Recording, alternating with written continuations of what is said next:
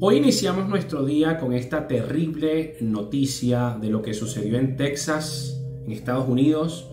Un joven de 18 años compra 2 fusiles y se dirige a una escuela y asesina a 21 personas, de las cuales 19 eran niños de 10 a 7 años. Cuando vemos estas fotografías de estos pequeñitos, que acababan algunos de ser condecorados por ser buenos alumnos, se nos coloca un nudo en la garganta. Si somos padres algunos o tíos, podemos sentir el dolor a la distancia de lo que pueden estar atravesando estas familias.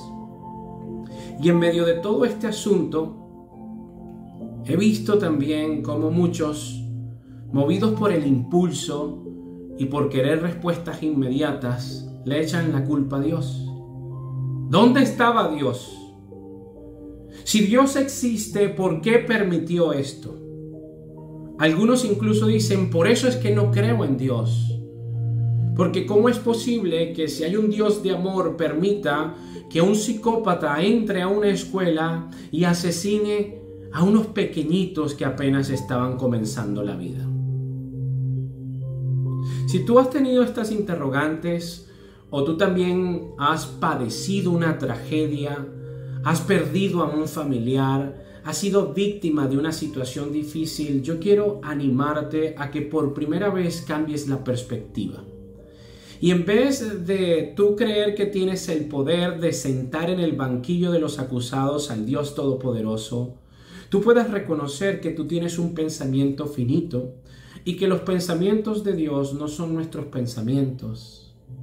Que para demandar respuestas del Todopoderoso necesitamos humildad y por sobre todas las cosas necesitamos conocer su palabra.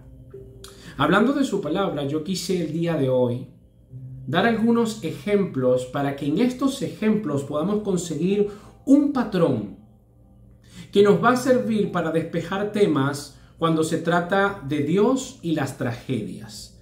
¿Es Dios el culpable o en realidad los culpables son los seres humanos que nosotros vemos de una forma a corto plazo, pero Dios ve de todas las maneras? Voy a comenzar con el Génesis y me refiero al comienzo donde ni siquiera existía en el planeta Tierra la primera pareja. Cuando nosotros leemos la Biblia, y sobre todo tomamos en cuenta un estudio sistemático de Ezequiel 28 e Isaías 14, podemos comprender que antes de la creación de Adán y Eva, Dios creó un ser que era el sello de la perfección. Era un protector, era un querubín hermoso, que sus vestiduras eran de piedras preciosas. Este ser angelical que Dios creó se llamaba Lucifer o Ailel, y su nombre significa el que portaba la luz. Él estaba en el huerto de Edén. Dios lo puso incluso y le dio el poder para debilitar naciones, hasta que se halló en él maldad. Pregunta, ¿por qué se halló en él maldad? En este ser angelical. Y aquí empezamos a profundizar un poco más en la Biblia para encontrar la creación de Dios. Dios, siendo soberano, Él decidió crear seres con voluntad, con la libertad de amar a su creador o rechazarle, con el libre albedrío, porque esta es la única forma de creación que podía implementar el creador para que existiese el amor. Para que haya amor tiene que haber libertad. Yo no puedo imponer que me amen. Yo voy a crear una criatura que va a ser el sello de la perfección, pero voy a depositar en él la capacidad de elegir amarme o rechazarme, obedecerme o rebelarse ante mí. Y esto es sumamente vital comprenderlo para entender la participación de Dios en las tragedias o quién es el responsable de dichas tragedias. Ahora, este ser angelical decidió rebelarse porque él quería ser semejante a su creador, él quería un trono, él quería gobernar, y por eso este ser querubín se convierte en diablo, en el acusador, en el adversario, en Satanás. Pregunta, ¿fue Dios que lo transformó? No, fue él que decidió como agente moral hacerse diablo. ¿En quién recae la responsabilidad y las consecuencias? ¿En Dios o en la criatura? Sin lugar a dudas, en la criatura. Segundo ejemplo, la primera pareja. Encontramos que vemos cuando leemos el Génesis que Dios primero crea un ecosistema en el cual hay la posibilidad de la fotosíntesis para que haya oxígeno. Dios crea un huerto. Dios es un Dios de orden, perfecto, detalles, y luego que tiene todo esto cubierto, crea al ser humano y lo pone en el huerto donde hay oxígeno, donde hay árboles frutales, pero le da una advertencia y le dice: de todo árbol podrás comer, menos del árbol del conocimiento del bien y del mal, porque el día que de él comas, ciertamente morirás. Esto es una prueba que iba a garantizar la obediencia. Era para ejercitar esta voluntad del ser humano. Yo con Dios puedo habitar en su presencia, puedo habitar en la inocencia, en la inmortalidad, puedo verlo, no importa que esté desnuda, pero hay una condición: obediencia. Porque si no hay obediencia, hay consecuencias. Vemos el resultado de la desobediencia. Ellos deciden darle la espalda a su creador porque Dios depositó en ellos la capacidad de elegir, pero esta decisión trajo consecuencias negativas de inmediato. Se separaron de su creador, fueron expulsados del huerto, empezaron a parir con dolor, la tierra fue maldita, entró la ferocidad, salieron las espinas de las rosas. Y estos seres empiezan a formar una familia y llega Caín y Abel.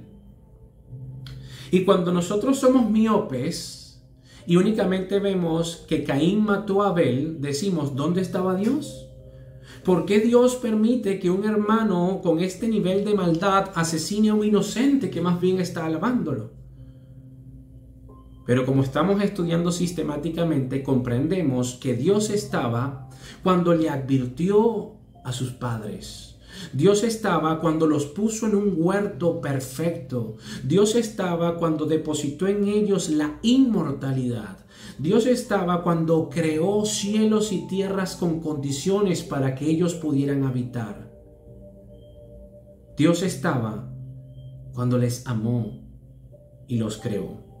Pero ellos, padres, Adán y Eva, decidieron desobedecerle, y su desobediencia trajo consecuencias, porque el pecado se transmite de generación en generación. La Biblia dice: en pecado me concibió mi madre.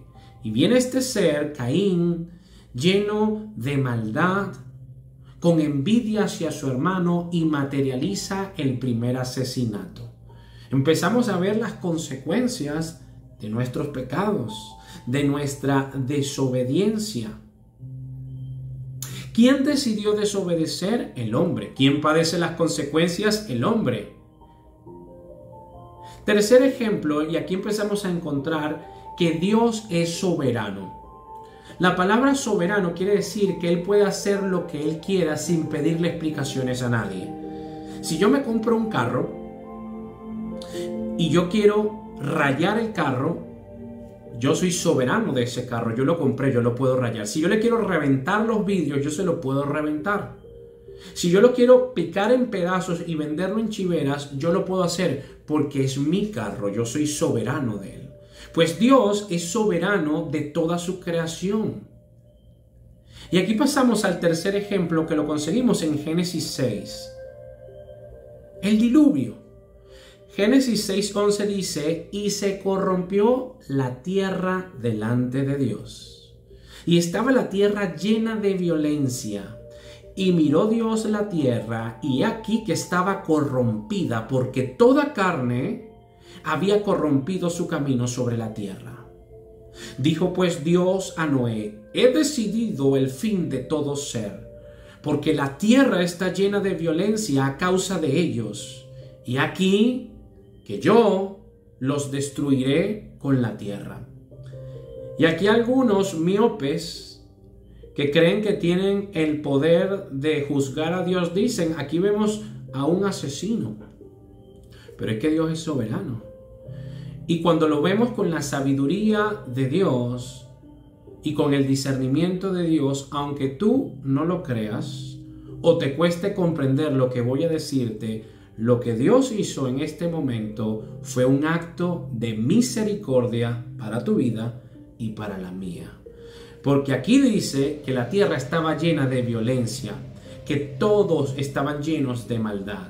Y si Dios no acaba y elimina desde pequeños y grandes a este grupo de población, ni tú ni yo hubiésemos nacido, porque hace rato, con tanta maldad, nos hubiésemos autoextinguido.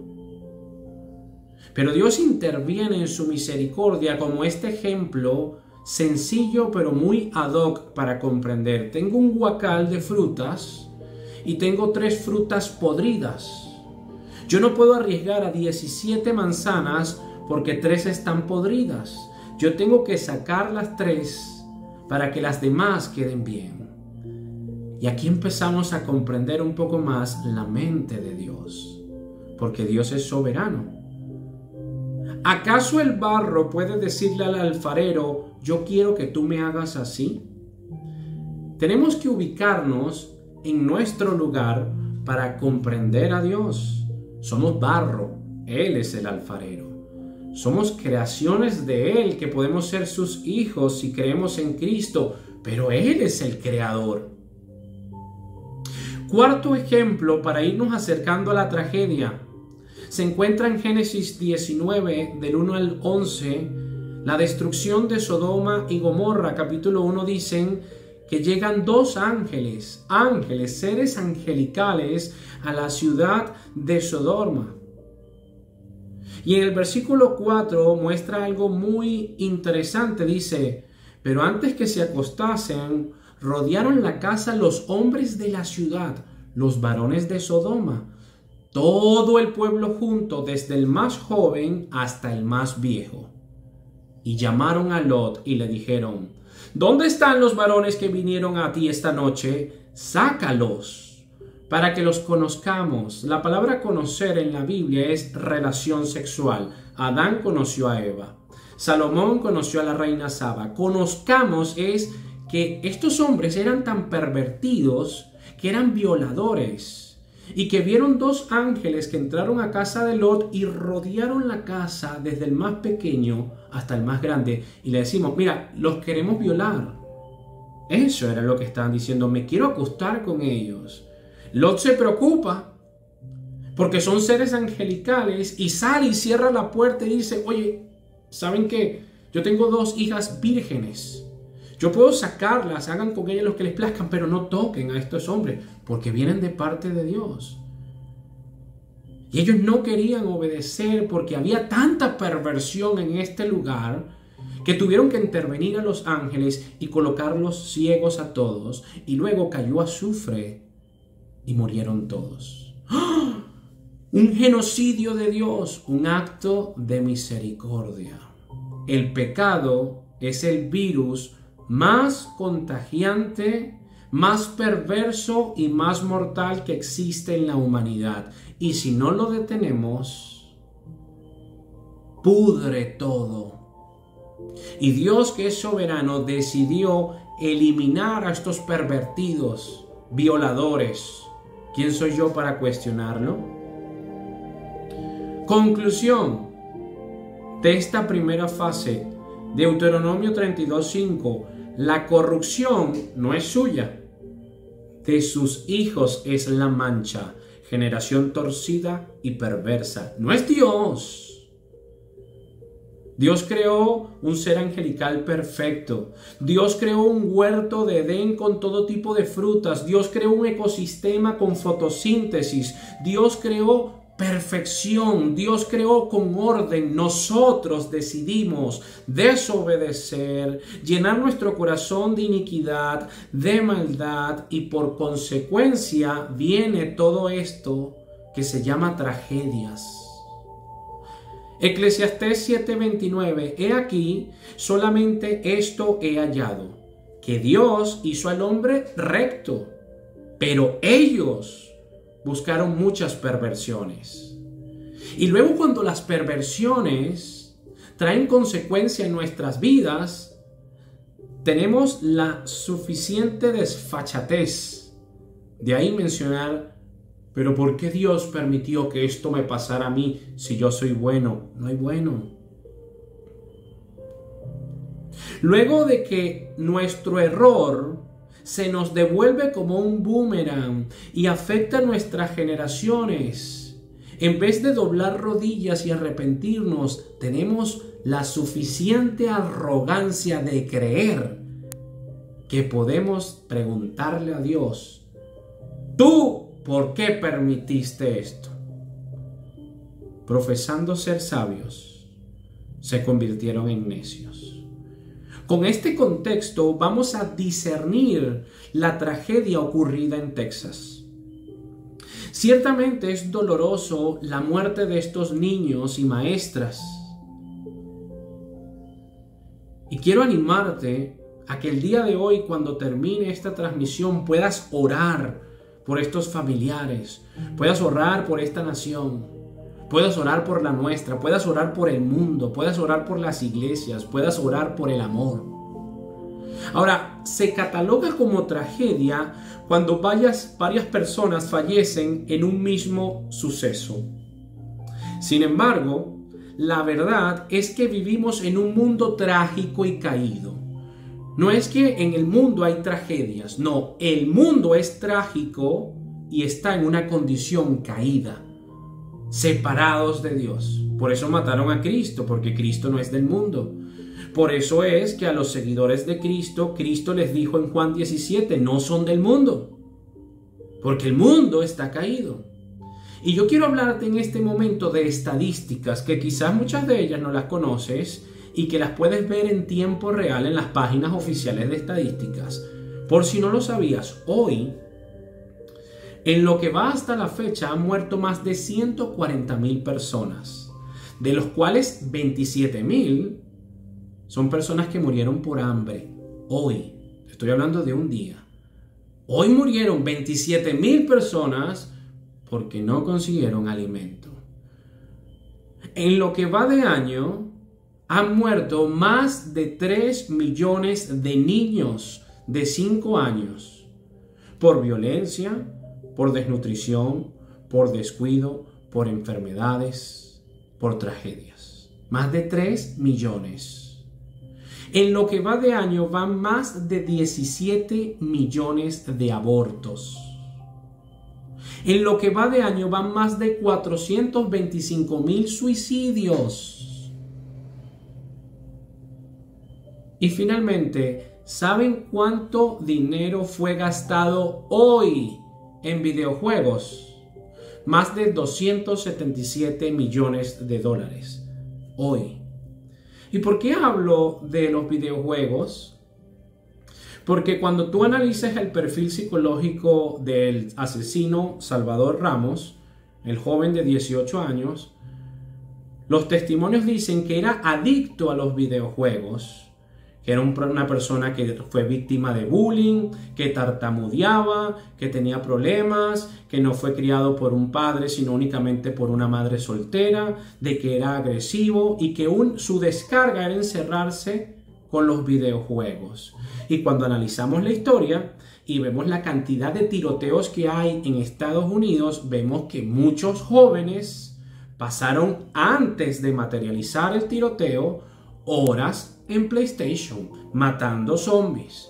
Y somos los padres, o los tíos, o los amigos, que vamos a regalarle el jueguito para que eche tiro, porque pensamos que eso no es mortal.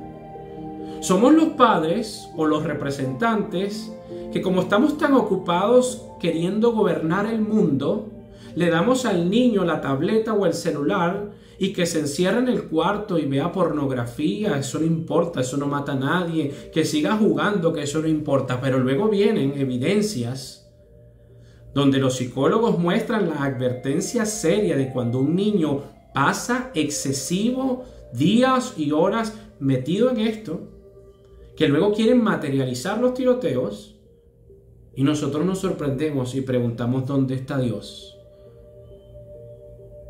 Ahí no vemos nuestra propia responsabilidad.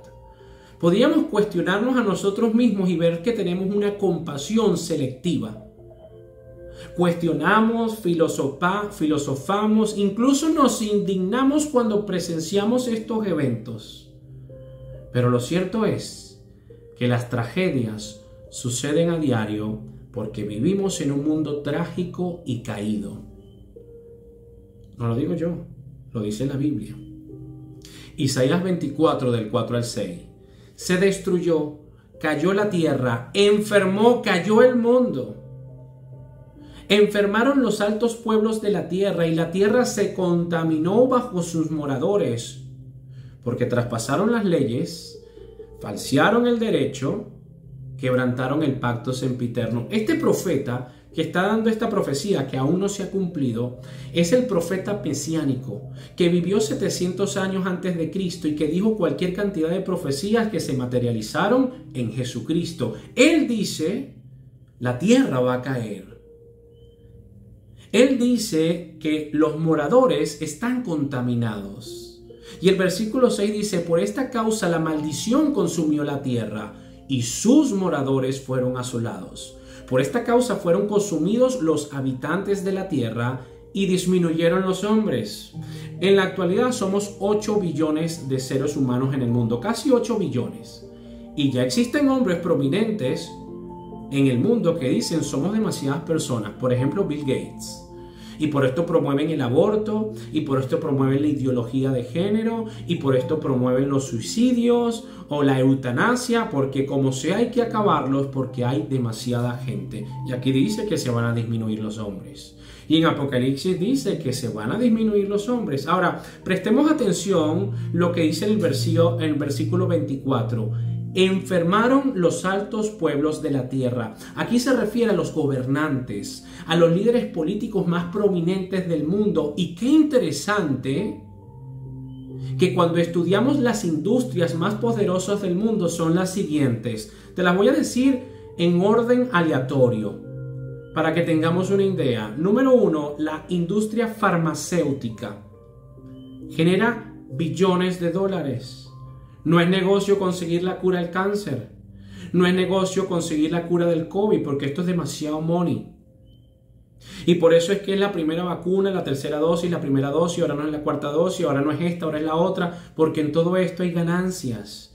Y mientras la gente está confundida, está llena de pánico y temor, la industria se hace más y más billonaria. En segundo lugar, tenemos la industria pornográfica. Esta es la industria que está persiguiendo a tus niños para contagiarlos de ideologías de género. Esta es la industria que le da pornografía a los niños a través de las redes sociales. No, pero la pornografía no hace daño a nadie. ¿Seguro? Te invito a que escuches el testimonio del asesino Ted Bundy, cuando él habla que todo comenzó por su adicción a la pornografía. Muchos asesinos confiesan que eran adictos a la pornografía. La pornografía es la autora de la destrucción y disolución de matrimonios. La pornografía es la autora de depresiones de niños eyaculadores precoces, con baja autoestima, incompetentes para tener relaciones reales sanas. Pero la subestimamos nosotros. Esto no es Dios, somos nosotros. Ahora, también tenemos como industria más poderosa del mundo la prostitución y las drogas, la trata de mujeres, de jóvenes, de niños. Y aquí en Isaías 24 dice, enfermaron los altos pueblos de la tierra. Y cuando vemos las industrias más poderosas nos damos cuenta que muchas de ellas están en nuestra contra, en contra de nuestro bienestar. Y una de las industrias más poderosa y más millonaria en la actualidad es la industria armamentística. Yo no sé si tú sabes que cuando hay un tiroteo como esto, en vez de que desciendan las ventas de las armas, se incrementan. Hace unos años que hubo el tirador de Las Vegas que mató a más de 40 y pico de personas. Él asesinó a estas personas con un rifle que se llama un AK-47. ¿Saben cuál fue la consecuencia? Se agotaron las AK-47 porque las compraron más. Ese es el mundo en el que vivimos, donde cada día hay más armas y menos alimento para los más necesitados. ¿La Biblia tiene o no tiene la razón? Indudablemente. Un mundo caído, un mundo donde las prioridades son para nuestra propia autodestrucción, un mundo donde nosotros somos los responsables de lo que hemos construido. Ahora, con relación a estos niños que fueron asesinados, Hebreos 9:27 dice: y de la manera que está establecido para los hombres que mueran una sola vez, y después de esto el juicio. De niños, de adolescentes, de adultos, de ancianos, en cualquier momento tenían que morir. En cualquier momento vas a morir tú, voy a morir yo. Pero es que eran unos pequeños, qué terrible, qué tragedia. Claro que duele, claro que es doloroso. Hay que no tener corazón en el cuerpo para no creer que esto es doloroso. Sin embargo, presta atención cómo finaliza este versículo. Y después de la muerte, el juicio. Para tu esperanza, quiero que sepas lo siguiente: el juicio es para todos los seres humanos que son adultos, donde Dios le va a mostrar evidencia todas las veces que te buscó, todas las veces que te mandé a alguien para que hablara, para que te arrepintieras, para que creyeras en mí. Hay un juicio donde se te va a mostrar que en todo momento Dios tocó la puerta, pero tú decidiste desobedecerle, tú decidiste llevar tu vida loca. Ese es el juicio. A diferencia de estos niños, ellos no pasan por un juicio. Ellos van directo a la eternidad con Jesucristo en un paraíso donde no hay maldad, donde no hay armas, donde no hay violencia. Están cara a cara con el Creador en un mundo de paz, de gozo, donde la presencia de la divinidad está en todas partes. ¿Por qué?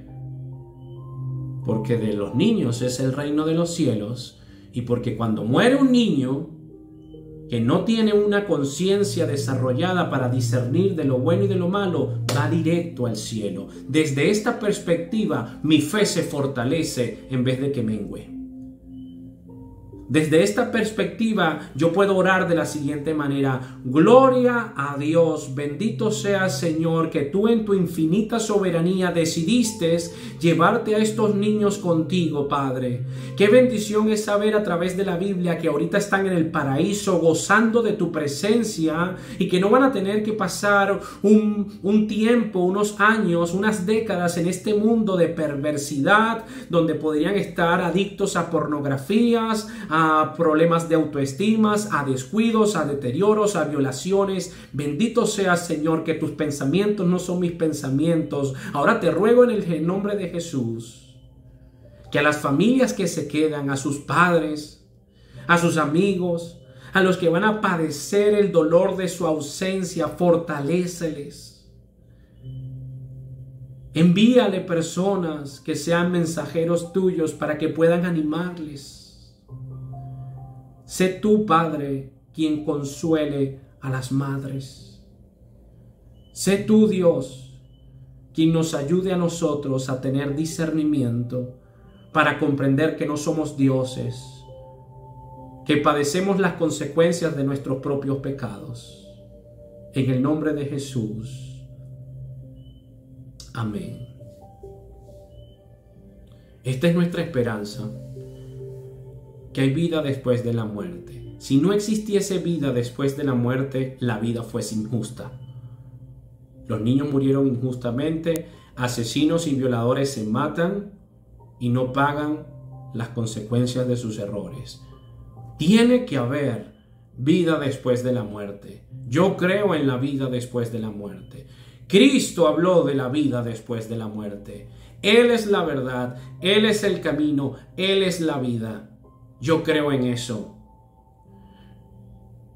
Juan 11:25 les dijo Jesús: yo soy la resurrección y la vida. El que cree en mí, presta atención, aunque esté muerto, vivirá.